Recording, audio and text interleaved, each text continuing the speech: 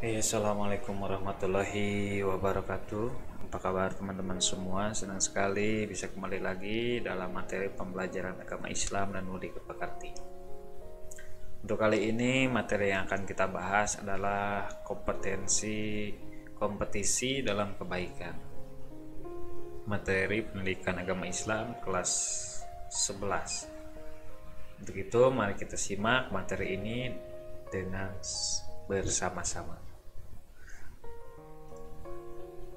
Baik, kita akan memperhatikan beberapa gambar sebelum kita memulai pembahasan tentang materi tentang kompetisi dalam berbuat baik. Yang pertama kita lihat tentang ada orang yang sedang memberikan sedikit hartanya kepada seorang nenek yang kita sebut adalah sedekah. Sedekah merupakan salah satu amalan yang sangat mulia karena dengan sedekah kita bisa terhindar dari bencana dan bisa memberi manfaat yang lebih banyak bagi orang lain. Nah, siapa di sini yang sering bersedekah? Tentunya sedekah salah satu manfaatnya adalah membersihkan harta kita dari yang kotor dan juga memberi manfaat bagi orang lain, dan orang lain akan merasa tertolong dengan kita membuat sedekah. Dan tentunya sedekah ini merupakan amalan yang sangat besar. Untuk itu mari kita berlomba-lomba dalam hal tolong menolong, saling membantu satu sama lain dan saling memberi satu sama lain agar orang-orang yang di sekitar kita bisa terperhatikan dan juga orang-orang yang berada di sekitar kita ini merasa tertolong dan merasa terbantu dengan apa yang telah kita lakukan. Yang kedua, membaca Quran. Nah, ini salah satu amalan juga yang bernilai ibadah, bahwa dalam membaca Quran adalah salah satu yang memiliki nilai pahala yang sangat besar. Sering membacakan kalamullah, maka dengan membaca Quran ialah orang yang mendapat banyak pahala. Apakah kita sering membaca Al-Quran setiap hari? Yang selanjutnya adalah majelis ilmu. Sering kita lihat di beberapa tempat, bahkan di beberapa masjid ataupun di peringatan-peringatan hari besar umat Islam, sering mengadakan ceramah atau kajian atau yang disebut dengan majelis ilmu. Nah, apakah kita sering menghadiri majelis ilmu?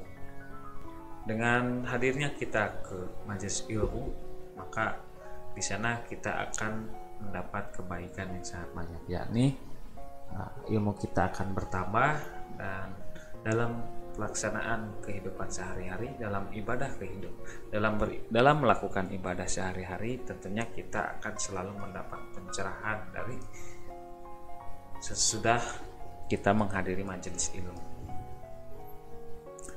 Yang selanjutnya, gotong royong membersihkan lingkungan. Apakah kita sering ikut bersama warga untuk membersihkan lingkungan kita? Nah, itulah tadi beberapa gambar yang sudah kita perhatikan. Ayat yang menerangkan tentang bahwa kita harus berlomba-lomba dalam kebaikan. Ya, ada surat Al-Maidah ayat 48, artinya, dan kami telah menurunkan kitab Al-Quran kepadamu Muhammad dengan membawa kebenaran yang membenarkan kitab-kitab yang diturunkan sebelumnya dan menjaganya. Maka putuskanlah perkara mereka menurut apa yang diturunkan Allah, dan janganlah engkau mengikuti keinginan mereka dengan meninggalkan kebenaran yang telah didatangkan kepadamu. Untuk setiap umat di antara kamu, kami berikan aturan dan jalan yang terang. Kalau Allah menghendaki, niscaya kamu dijadikannya satu umat saja. Tetapi Allah hendak menguji kamu terhadap karunia yang telah diberikannya kepadamu. Maka berlomba-lombalah berbuat kebajikan. Hanya kepada Allah kamu semua kembali, lalu diberitahukannya kepadamu terhadap apa yang dahulu kamu perselisihkan. Nah, mari kita pahami ayat Al-Maidah ini dengan seksama. Yang pertama adalah Al-Quran itu hak, baik isi maupun kandungannya, cara turunnya dan zat yang menurunkan, yang mengantarnya maupun yang diturunkan kepadanya.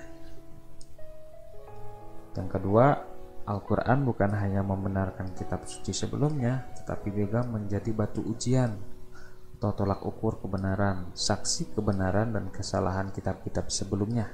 Sebab itu, putuskan perkara sesuai petunjuk Allah, jangan sampai mengikuti hawa nafsu. Ketika kita akan memutuskan satu perkara, perdebatannya sangat panjang, maka sudah seharusnya kita kembali kepada kitab Allah Subhanahu wa taala, yakni Al-Qur'an. Kita sesuaikan dengan petunjuk dari Allah Subhanahu wa taala.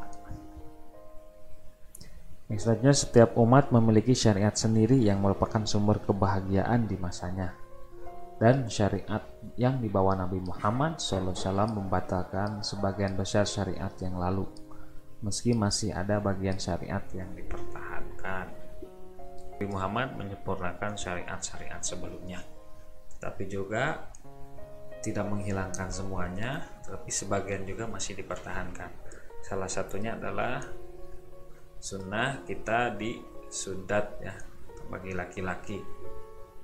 Zaman Nabi Ibrahim, ibadah haji dan berkurban itu sampai sekarang dipertahankan syariatnya, sehingga tidak menghapus syariat dari yang sebelumnya. Namun sebagian syariat lainnya telah dihapus dan disempurnakan oleh Nabi Muhammad SAW.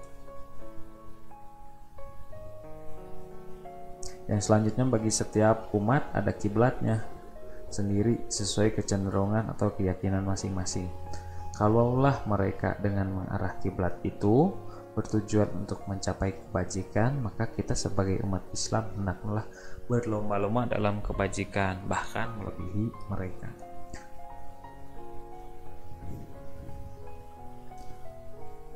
Selanjutnya, melalui ayat ini umat Islam harus giat melakukan segala bentuk kebajikan seperti sholat, menuntut ilmu, peduli kepada sesama, menebarkan kedamaian, berprestasi maksimal dalam bekerja, santun bertutur kata, dan selalu memberikan nasihat yang baik.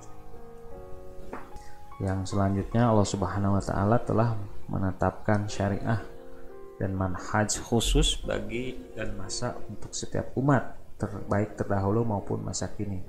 Umat Musa dan Isa alaihissalam memiliki syariah dan manhaj untuk hidup pada masanya, dan umat Nabi Muhammad pun demikian. Hanya saja syariat Nabi Muhammad SAW untuk seluruh umat dan berlaku sepanjang masa.